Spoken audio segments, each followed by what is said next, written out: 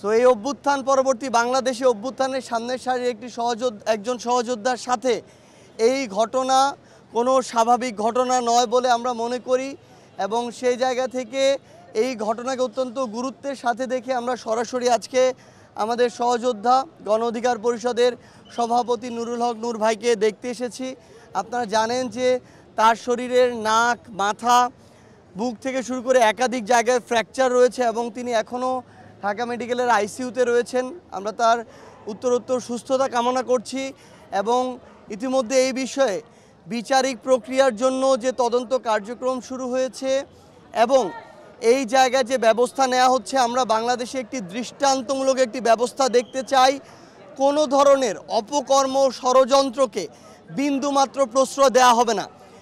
জনগণ রাজপথ যেভাবে বেছে নিয়েছিল ফ্যাসিস্ট তাড়ানোর জন্য, ফ্যাসিস্টদের পক্ষের যে কোনো ষড়যন্ত্র মোকাবেলা করার জন্য প্রয়োজনে আবার রাজপথ বেছে নেবে বাংলাদেশের এই ছাত্র জনতা।